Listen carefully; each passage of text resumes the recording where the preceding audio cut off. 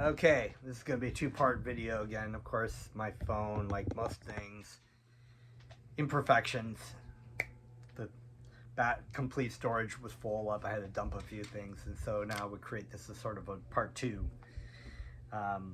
Anyway, we were talking about the karmic reactions and the fact that God is not responsible for the goodness and distress that happens in this material world. So your team is not because God favored you. Your unhappiness or unfortunate situations not because God is not all good, or that the devil is somehow influencing the situation. It's just you take responsibility for the actions and the activities that you did trying to enjoy and play Krishna in this life. This is sort of like, you know, if you if you drop a rock off the mountain, it's not partial.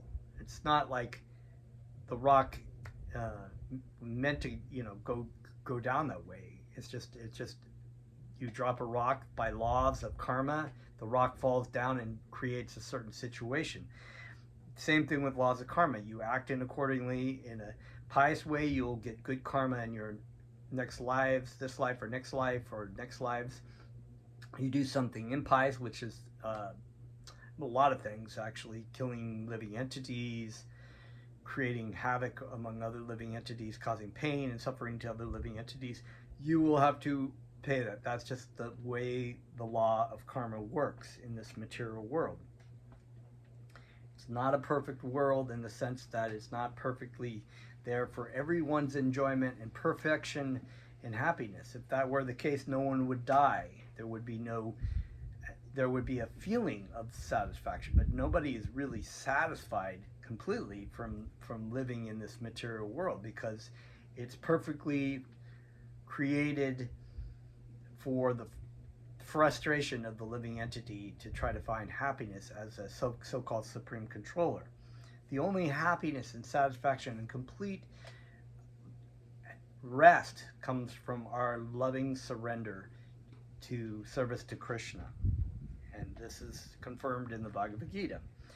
Similarly, okay, so we read, therefore, if the living entities take advantage of the Lord's instructions given in the Bhagavad Gita and develop Krishna consciousness, then their lives become sublime and they can go back to Godhead. It's very simple, so it's a simple remedy. Everybody's searching around for why there's no peace in the world. What can we do to make things better in this world? Nothing. There's nothing other than there's only Band-Aid effects. The main thing that we can do is to teach people who they are, who their life should be surrendered to, what they should be dedicating to their life to, and where they should be, not here in this material world.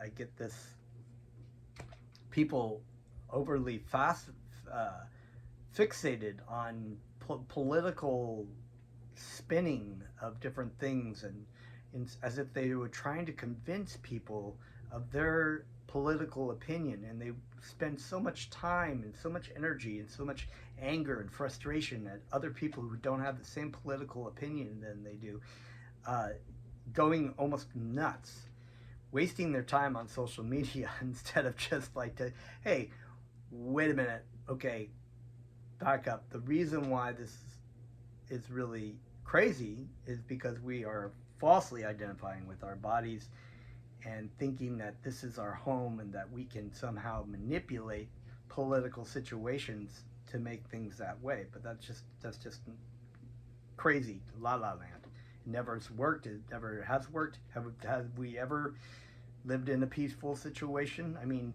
the West has not been in a war, but per se, but in a while. But we have these things like first it was the League of Nations, and then it was the United Nations to create, and all they can do is fight and argue and go to war with each other. They don't have any great solutions with that. One may argue that because this material world is created by the Lord, He is therefore responsible for its condition. Certainly, he is indirectly responsible for the creation and maintenance of this material world, but he is never responsible for the different conditions of the living entities. A very important point. He's maintaining everything. He's giving everyone their desire. Without free will, there would be no love.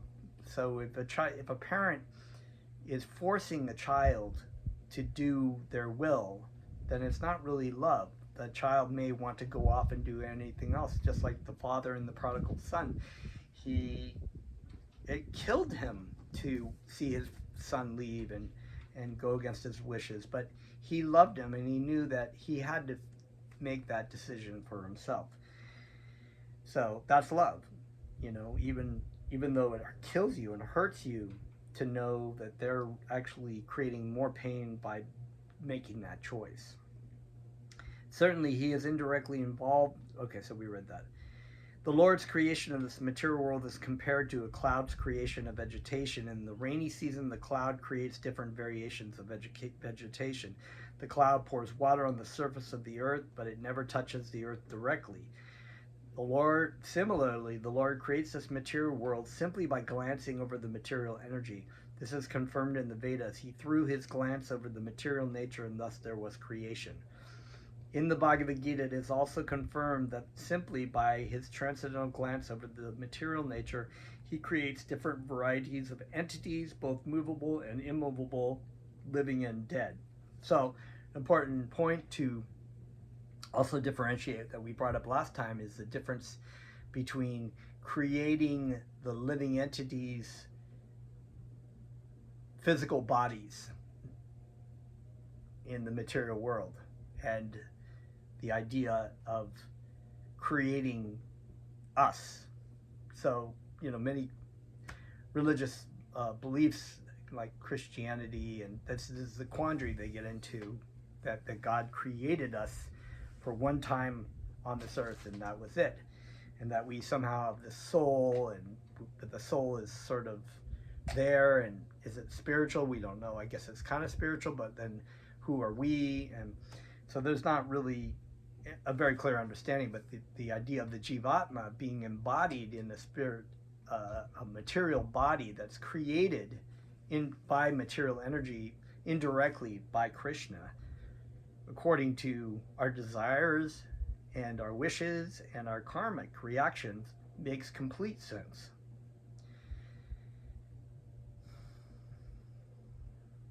The creation of the material world can therefore be taken as one of the pastimes of the Lord. It is called one of the Lord's pastimes because he creates this material world whenever he desires. This desire of the Supreme Personality of Godhead is also extreme mercy on his part, because it gives the conditioned souls another chance to develop their original consciousness and thus go back to Godhead. Therefore, no one can blame the Supreme Lord for creating this material world. So it's sort of like the real reason, ideally, this is not a really great analogy because prisons are often seen as punishment. There is some punishment for being disobedient, but really prisons are supposed to what's the word I'm thinking of? Renovate or rehabilitate. That was the word I'm thinking. Rehabilitate the wayward citizen, right, to come back to society and be able to be a benefit to society or a good citizen. So the living entity, being envious of God, has come into the material world by his own desires. Krishna gives this living entity a chance to try to find its happiness, but also the ability to understand that it's very frustrating because nothing is ever satisfying me.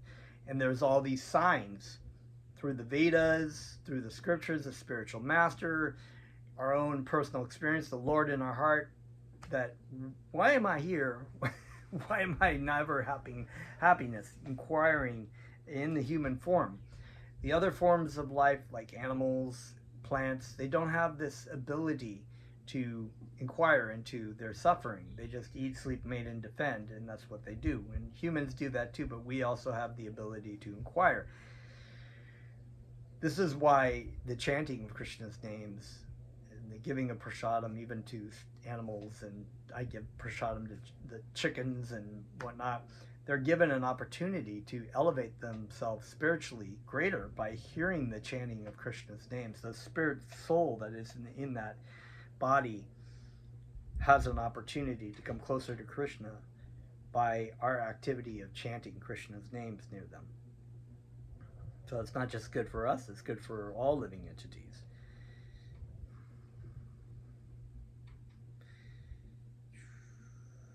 This desire in the Supreme Personality of Godhead is also extreme mercy on his part, because it gives the conditioned soul another chance to develop their original consciousness and thus go back to Godhead. Excuse me, got a frog in my throat there. Bring up. Therefore, no one can blame the Supreme Lord for creating this material world. That's a really important part of this chapter. This sort of tendency to blame God for the material unhappiness that we created for ourselves. No one can be.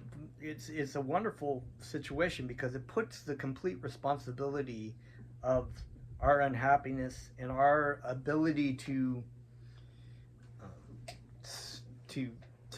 be liberated on us.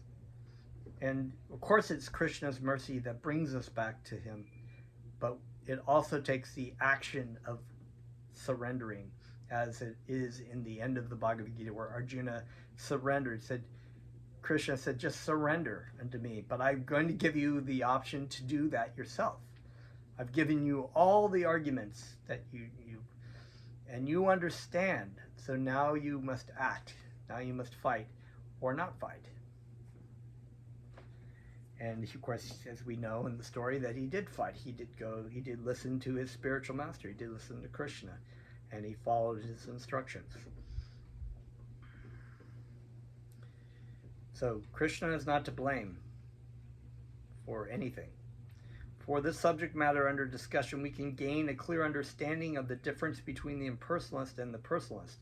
The impersonal conception recommends merging into the existence of the Supreme, and the voidist philosophy recommends making all material varieties void. So that's that word nirvana that we discussed before.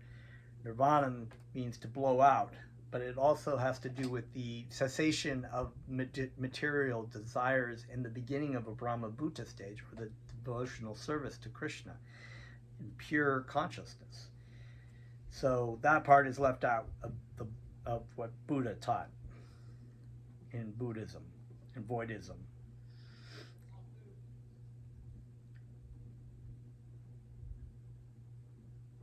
Both these philosophies are known as Mayavada. Certainly the cosmic manifestation comes to a close and becomes void when the living entities merge into the body of Narayan to rest until another creation, and this may be called an impersonal condition, but these conditions are never eternal. The cessation of the variegatedness of the material world and the merging of the living entity into the body of the Supreme are not permanent. So the merging of the living entities who don't go back to Krishna at the end of the cycle of the yugas in the material world, there is a cessation of the sort of sleeping, right, in the body for a very, very long time. But it's not, you eventually have to come out, and because you have desires that have to be fulfilled or chosen to held off and redirected to go back to Krishna. So therefore it begins again, just like the merging of the living entity in the Brahma Jyoti.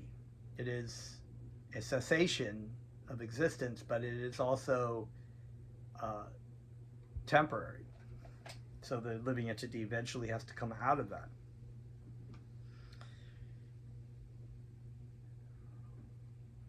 So here it says here, the cessation of the variegatedness of the material world and the merging of the living entities into the body of the Supreme are not permanent, because the creation will take place again, and the living entities emerge into the body of the Supreme without having developed their Krishna consciousness will again appear in this material world when there is another creation. The Bhagavad Gita confirms the fact that this material world is created and annihilated perpetually, and that conditioned souls are Krishna conscious. Without Krishna consciousness, come back again and again. I can't even imagine that. That's a long time to be. Even one cycle is so long. The life of Lord Brahma is 311 trillion 40 million years. That's just, I mean, I know that spiritual the spiritual world is not connected to material time, but it's just, it kind of bonkers to me. Whenever the material creation is manifest, so they come back again whenever the material creation is manifest. If such conditioned souls take advantage of the opportunity and develop Krishna consciousness under the direct instruction of the Lord, then they are transferred to the spiritual world and do not have to come back to the material creation. It's said if you go once into the material world, then you come back to Krishna, you never return again. It's like you don't make that mistake again. It is said, therefore, that the voidist and the impersonalist are not very intelligent because they do not take shelter under the lotus feet of the Lord. Because they are less intelligent, these voidist and impersonalists take to different types of austerities, either to attain the stage of nirvana, which is that blowing out, which means finishing the material conditions of life, or to attain oneness by merging into the body of the Lord. So it's a very important point. So the nirvana part is important. It's important to have a cessation of material desires, but it's also equally, if not more important, to redirect those desires to serving Krishna. So there's still an activity, an action. In Buddhism, there is just nothing. It's just a complete voidism. But with spiritual life, you have to be active because the living entity is eternal and therefore eternally active. So it has to be doing something. The point is to take the activities of acting within the material world for one's pleasure and redirecting them into the service of Krishna. And that, at the stage, in its pure form, is the Brahma Bhuta stage or Bhakti Yoga. Before that, we are given sadhana bhakti by our spiritual teacher, and because he knows that we don't have we have a lot of material desires still, but we want to purify that. So therefore we doing bhakti yoga in practice, sadhana, which means practice. We practice, we do our japa, we chant, we offer our food, we do all these things, we give our classes, and we read the Krishna book and reflect upon it and all those kinds of things that are not perfect, and they still are tinged with material desires, but they are purifying our heart so that we come to this point of nirvana, of where the material desires are no longer, we're not acting according to what we want to gain for our own pleasure, and what we are doing for the pleasure of Krishna senses, for Krishna. So it's said that the voidists and impersonalists are not very intelligent. They're very cocky. They think they're they think that they're so spiritually and intelligent, and devotees of Krishna are just at a lower stage or something. They don't understand. Because they are less intelligent, these voidists and impersonalists take to different types of austerities, either to attain the stage of nirvana, which means finishing the material conditions of life, or to attain oneness by merging into the body of the Lord. So they take the very, very difficult austerities that were recommended in past ages. Very difficult austerities.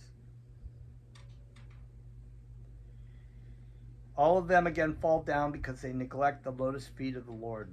In the Chaitanya Charitamrita, the author Krishna Das Kaviraj Goswami, after studying all the Vedic literatures and hearing from all authorities, has given his opinion that Krishna is the only supreme master and that all living entities are his eternal servants. His statements is confirmed in the prayers by the personified Vedas. The conclusion is, therefore, that everyone is under the control of the Supreme Personality of Godhead. Everyone is serving under the supreme direction of the Lord, and everyone is afraid of the Supreme Personality of Godhead. It is out of fear of him that activities are rightly executed. Everyone's position is to be subordinate to the Supreme Lord, yet the Lord has no partiality in his view of the living entities. He is just like the unlimited sky, as the sparks of a fire dance in the fire. Similarly, all the living entities are like birds flying in the unlimited sky of the Supreme Lord. Some of them are flying very high, some are flying at a lower altitude, and some are flying at a still lower altitude. The different birds are flying in different positions according to their respective abilities, but the sky has nothing to do with this ability. In the Bhagavad Gita, the Lord confirms that he awards different positions to different living entities in proportion to their surrender. This proportionate reward by the personality of Godhead to the living entities is not partiality. Therefore, in spite of the living entities always being under the control of the Supreme Personality of Godhead in their different positions, spheres, and species of life, he is never responsible for their different living conditions.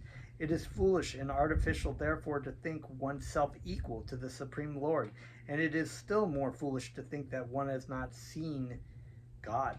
Everyone is seeing a God according to his capacity. The only difference is that the theist sees God as the Supreme Personality, the most beloved Krishna, and the atheist sees the absolute truth as ultimate death.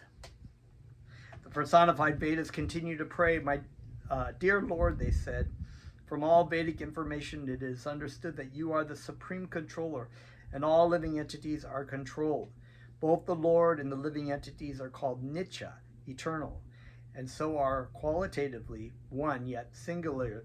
Nitya, or the Supreme Lord, is the controller, whereas the plural Nityas are controlled. The individual controlled living entity resides within the body, and the supreme controller, as supersoul, is also present there, but the supersoul controls the individual soul. That is the verdict of the Vedas.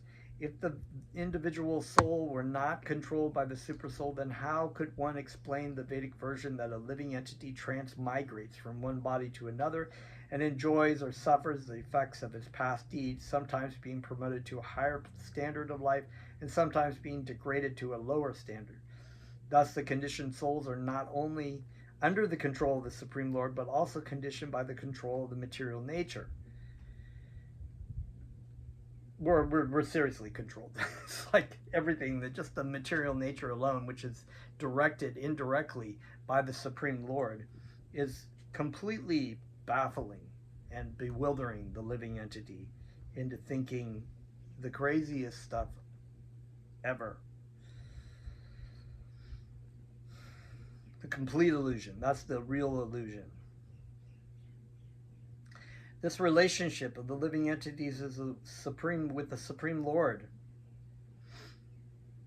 as a controlled and the controller definitely proves that although the super soul is all pervasive, the individual living entities are never all pervasive. We're not all we are the universe or whatever that people want to often think. They imagine themselves expanding out into the universe and blah blah blah. It's just mental mind games that you're playing on. You are confined within the heart and the consciousness of the living entity, which is a very small sphere.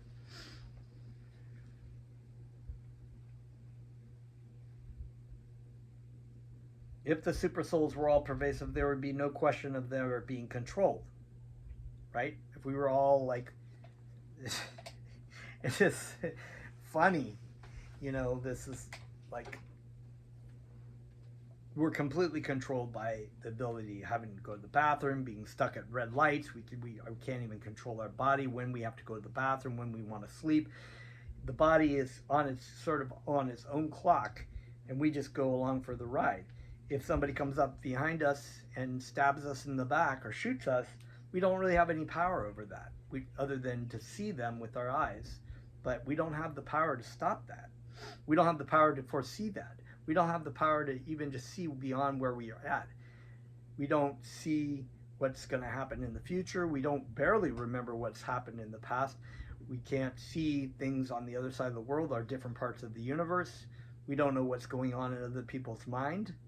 We don't know what's going to happen in 5 minutes. It's just like we don't have complete super soul or Krishna ability God ability to understand everything, which is awesome. I mean, I couldn't imagine.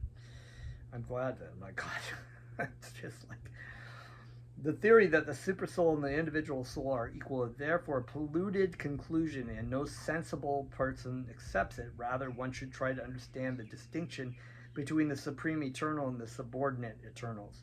The personified Vedas therefore concluded, O Lord, you are the unlimited eternal, Dhruva, and the living entities are the limited eternals.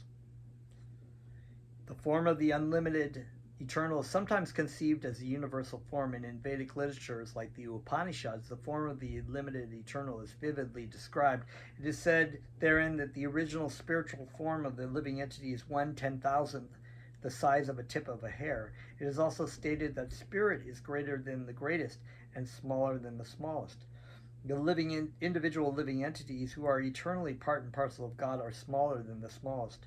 With our material senses, we can perceive neither the supreme, who is greater than the greatest, nor the individual soul, who is smaller than the smallest. From the authoritative sources of Vedic literature, we have to understand both him who is greater than the greatest and him who is smaller than the smallest. The Vedic literature states that the supersoul is sitting within the heart of every living entity and is as big as a thumb. Therefore, the argument may be put forward, how can something the size of a thumb be accommodated within the heart of an ant? The answer is that the thumb measurement of the supersoul is imagined in proportion to the body of the living entity. In no circumstance, therefore, can the supersoul and the individual living entity be taken as one. Although both of them enter within the material world of the living entity, the supersoul lives within the heart to direct or control the individual living entity. Although both are Dhruva or eternal, the living entity is always under the direction of the Supreme. So that pretty much explains that. That we're always under the control of the Supreme. It may be argued that because the living entities are born of the material nature, they are all equal and independent. In the Vedic literature, however, it is said that the Supreme Personality of Godhead impregnates the material nature with the living entities, and then they come out. Therefore, the appearance of the individual living entities is not factual due to material nature alone. Just as a child produced by a woman is not her independent production. A woman is first impregnated by a man, and then a child is produced. As such, the child produced by the woman is part and parcel of the man. Similarly, the living entities are apparently produced by the material nature, but not independently. It is due to the impregnation of the material nature by the Supreme Father that the living entities are present, because the living entity is present within the sperm, and then is transferred to the egg when the sperm penetrates the egg. Therefore, the argument that the individual living entities are not part and parcels of the Supreme cannot stand. For example, the different parts of the body cannot be taken as equal to the whole. Rather, the whole body is the controller of the different limbs. Similarly, the parts and parcels of the Supreme Whole are always dependent and always controlled by the source of the parts and parcels. It is confirmed in the Bhagavad Gita that the living entities are parts and parcels of Krishna by my Vamsha. No sane man, therefore, will accept the theory that the supersoul and the individual soul are of the same category. They are equal in quality, but quantitatively the supersoul is always the supreme, and the individual soul is always subordinate to the supersoul. That is conclusion of the Vedas. So in the meditation class, we teach essence, position, and function. The essence of the living entity is that we are spiritual in essence. Actually, we are not our body nor mind. The position is that we are not the supreme energetic or energy. We are the dominated energy of Krishna, the spiritual energy of Krishna. And our function, of course, is to engage in loving service eternally to Krishna. The significant word in this connection is Yanmaya or Chinmaya. In Sanskrit grammar, the word mayat is used in the sense of transformation and also in the sense of fullness. The Mayavadi philosophers interpret the word Yanmaya or Chinmaya indicates that the living entity is always equal to the Supreme, but no one has to consider whether this affix mayat is used for fullness or for transformation. The living entity never possesses anything exactly in the same proportion to the Supreme Personality of Godhead. Therefore, this mayat affix cannot be used to mean that the individual living entity is quantitatively equal with the Lord. The individual living entity never has full knowledge. Otherwise, how could he have come under the control of Maya or the material energy? The word fullness can be accepted, therefore, only in proportion to the magnitude of the living entity. The spiritual oneness of the Supreme Lord and the living entity is never to be accepted as homogeneity. Each and every living entity is individual. If homogeneous, Bhaktivedanta knows English better than I do. Homogeneous oneness is accepted, then by the liberation of one individual soul, all other living souls, homogeneous. It's like homogeneous. Homogeneous. I knew it was like saying it right. Homogeneity. Okay. Each and every living entity is individual. If the homogeneous oneness is accepted, then by the liberation of one individual soul, all other individual souls would have been liberated immediately. Yeah, it's a really important point. Like, if we're God and we're liberated, why was not, these so-called gurus who come down and they're like, oh, I am God and I've been liberated, but you're not liberated. Well, if you're God, then why can't they be liberated too? Shouldn't God be liberated all simultaneously? But the fact is that every individual soul is differently enjoying and suffering in the material world. It makes much more sense that way. As mentioned above, the word mayat is also used in the sense of transformation. Sometimes it is also used to mean byproduct. The impersonalist theory is that Brahman himself has accepted different types of bodies and that this is his lila or pastime.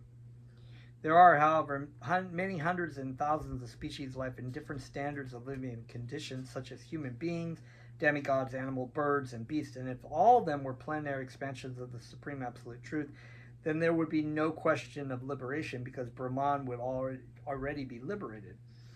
And another interpretation put forward by the Mayavadis is that in every millennium, different types of bodies are manifest, and when the millennium is closed, all the different bodies or expansions of Brahman automatically become one, ending all different manifestations. Then in the next millennium, according to this theory, Brahman again expands in different bodily forms. If we accept this theory, then Brahman becomes subject to change. Well, so Brahman is eternal one energy, right? Brahman, like the Brahma Jyoti, is not subject to change. It's already been stated in so you can't change things according to millennium, as what they're saying. But this cannot be accepted. From the Vedanta Sutra, we understand that Brahman is by nature joyful. He cannot therefore change himself into a body which is subject to so many painful conditions.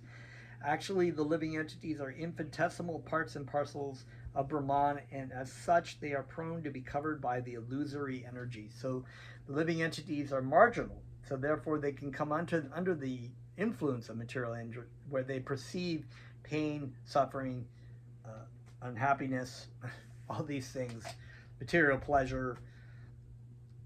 But if Brahman is all joyful, then why would he expand himself into a form that has so much pain, which a lot of living entities do? Actually, living entities are infinitesimal parts and parcels of Brahman, and as such, they are prone to be covered by the illusory energy. As explained before, the particles of Brahman are like sparks blissfully dancing within a fire, but there is a chance of their falling from the fire to smoke. Although smoke is another condition of fire, this material world is just like smoke, and the spiritual world is like a blazing fire.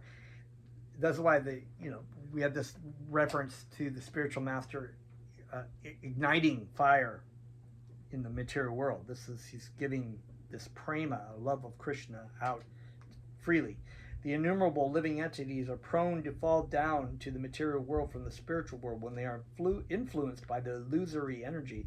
And it is also possible for the living entity to be liberated again when, by cultivation of real knowledge, he becomes completely free from the contamination of the material world. The theory of the asuras is that the living entities are born of material nature, are prakriti, in touch with the purusha. This theory cannot be accepted because both the material nature and the Supreme Personality of Godhead are eternally existing. Neither the material nature nor the Supreme Personality of Godhead can be born. The Supreme Lord is known as Aja, or unborn. Similarly, the material nature is called Aja. Both these terms, Aja and Aja, mean unborn. It's just a slightly different pronunciation. Because both the material nature and the Supreme Lord are unborn, it is not possible that they can beget the living entities. But it is accepted in the Vedic literature that the water in contact with air sometimes presents innumerable bubbles, so a combination of the material nature and the Supreme Person causes the appearance of the living entities within this material world. As bubbles of water appear in the different shapes, the living entities also appear in the material world in different shapes and conditions, influenced by the modes of material nature. Therefore, it is not improper to conclude that the living entities appearing within this material world in different shapes, such as human beings, demigods, animals, birds, and beasts, all get their respective bodies due to different desires. No one can say when such desires were awakened in them, and therefore it is said, Anandi Karma, the cause of such material existence is untraceable. No one knows when material life began, but it is a fact that it does have a point of beginning, because originally every living entity is a spiritual spark. As a spark falling onto the ground from the fire has a beginning, so the living entities coming to this material world has a beginning, but no one can say when.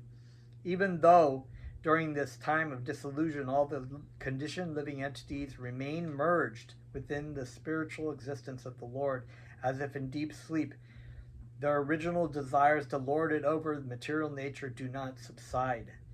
Again, when there is a cosmic manifestation, they come out to fulfill the same desires, and therefore they appear in different species of life. The living entities merged into the Supreme at the time of dissolution are compared to honey. As in the honeycomb, the tastes of different flowers are conserved. When one drinks honey, one can not distinguish what sort of honey has been collected from what sort of flower, but the palatable taste of the honey presupposes that the honey is not homogeneous, but is a combination of different tastes. Another example is that although different rivers ultimately mix with the water of the sea, this does not mean that the individual identities of the rivers are thereby lost. Although the water of the Ganges and the water of the Jamuna mix with the water of the sea, the river Ganges and the river Jamuna still continue to exist independently. The merging of different living entities into Brahman at the time of dissolution involves the dissolution of different types of bodies. But the living entities, along with their different tastes, remain individually submerged in Brahman until another manifestation of the material world. As the salty taste of seawater and sweet taste of Ganges water are different, and this difference continuously exists, so the difference between the Supreme Lord and the living entity continually exists. Even though at the time of dissolution they appear to merge, the conclusion is, therefore, that even when the living entities become free from all contamination of material conditions and merge into the spiritual kingdom, their individual tastes in relationship with the Supreme Lord continues to exist. So, very important points. One is that my spiritual master has said, when asked, why did we, actually I think Bhaktivedanta who first said that, was asked that, why did we come to the material world? He said it's not so important to know why, but how you get out. It's like, why did I do that screw up back then? Figure that out, and okay, well, if I did that, and then, no, you just figure out how you get out. The other thing to remember is that the living entities with their desires are as long as they're cultivating the desires and they're not cultivating a relationship again with Supreme Personality of Godhead to burn off those desires, they will continue. They continue to exist because they eternally exist, but they continue to exist with their material desires of the subtle body. And when the material world is recreated, they take on another body according to the desires that are connected to them, as aromas are connected to a flower. So, wonderful, wonderful. Let's chant some more.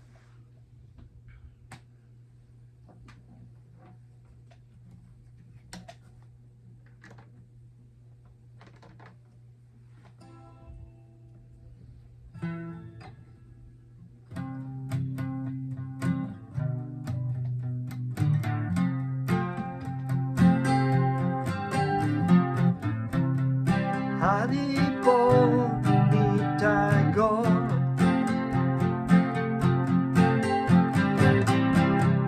Nitago Haribo Haribo Nitago Nitago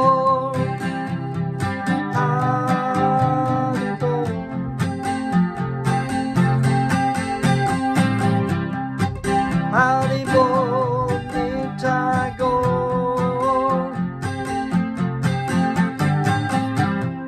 Nitago Haribo Haribo Nitago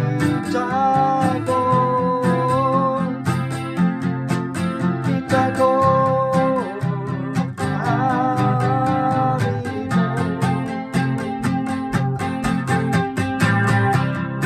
Hare Krishna, Krishna Krishna, Hare Hare,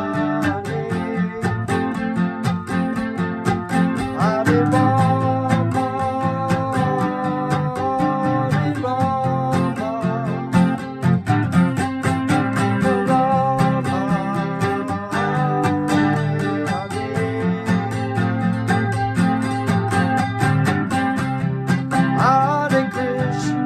Hare Hare Krishna, Krishna Krishna, Hare Hare, Hare Rama, Hare Rama, Rama Rama, Hare